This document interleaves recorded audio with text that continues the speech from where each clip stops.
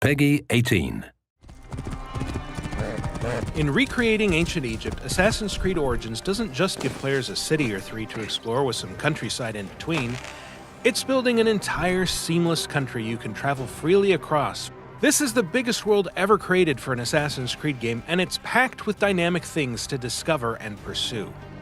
You know, when we started by saying let's do ancient Egypt, it was going to be a country. Ancient Egypt meant many things for us. It meant, yes, cities, but also all the wilderness areas, and we wanted to show the diversity of this wilderness and something that people, as they play the game and get into hours and hours of it, they're constantly seeing new stuff from the world, from the environment.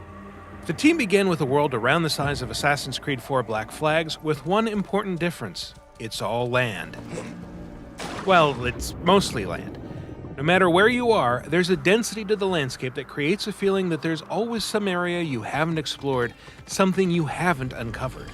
In terms of the granularity of the details, the experiences that you can have, the things you can run into, the NPCs, the animals, the fauna, it's much, much more dense. So this is definitely, in terms of content, the biggest world we've ever built. We wanted the exploration of the world to really be jaw-dropping. We wanted people to be lost in this world for hours and hours. So the game is quite huge. The world is massive. Egypt, even in the game setting of 49 BCE, was never an undifferentiated landscape of deserts, pyramids, and snazzy headgear. It was huge and cosmopolitan, a hub of trade, agriculture, and craftsmanship.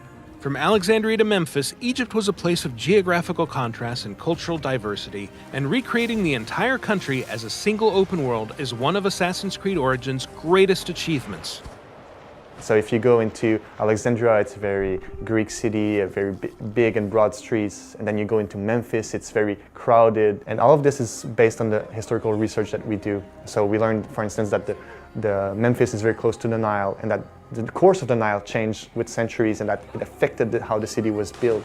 And so in return, that affects the way that we create that city, and that is what players will experience. A city filled with water, with caves, with surrounded by the Nile, with boats around. So very, very nice and rich city. So historical research is very important for us.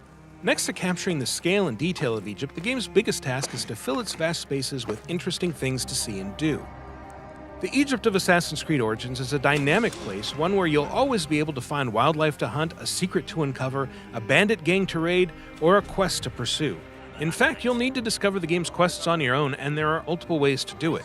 A vital contact might direct you to someone who wants you to check on a friend in danger, for example, or you might just stumble onto that friend while exploring and get pulled into a new adventure. You can even leave a quest at any time, pursue other tasks, and then pick up again from where you left off. There's tombs and temples to explore. There's puzzles in the world, left by the ancient people. There's a lot of really cool activities to do in the world. There's a huge density there. Assassin's Creed Origins is set during the reign of Cleopatra, an extremely tumultuous and pivotal era for Egypt, and one that fits in well with the series' preference for periods of conflict, upheaval, and massive societal change. The game takes place during her ascension to the throne. During this time period, her father, Ptolemy XII, had passed away, and so he left the country into the hands of Cleopatra and her brother, Ptolemy XIII, who's the boy king. And right away there was conflict and strife and a civil war between the two, and Cleopatra gets exiled. And so we catch up to her in our context when she's exiled, and so she's on her way to reclaiming her throne. Pretty much everyone in Cleopatra's family has been assassinating each other's. So that creates this unique set that's tremendous to create a story and to go around all of this plot. Ptolemy XIII appears to have the full support of a masked secret society calling itself the Order of the Ancients, and since history tells us the Boy King's power grab was orchestrated mostly by his advisors, it's likely the masked men are behind the civil war itself. The Order of the Ancients are trying to control Ptolemy XIII. They believe that he's younger and weak and that they could manipulate him easily. However, they're a secret society, and they will always be in Bayek's path, and so you will have to make your way through that. In any case, Cleopatra would soon have a powerful ally of her own. And at this point, we have Caesar, who shows up at some point chasing after another Roman, Pompey. Pompey came to Egypt in order to be protected, thinking that they had an alliance. But Ptolemy, knowing that Caesar was coming, he decides to assassinate Pompey as a gift to Caesar, which only infuriates Caesar, saying that he was my enemy, but he was also a Roman. You cannot kill a Roman like that. And so this pushes him to ally with Cleopatra.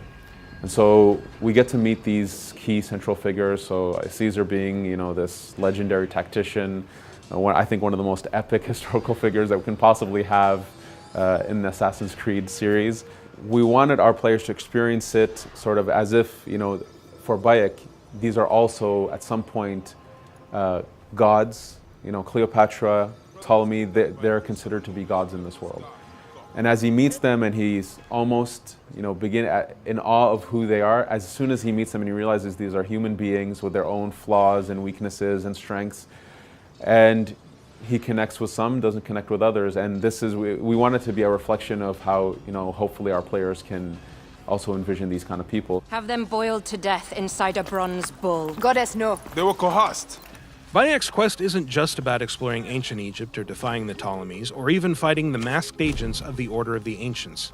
It's about finding a new place in a world whose changing traditions have made him obsolete, and it's a quest that will lead, eventually, to the founding of what we now know as the Assassin Brotherhood.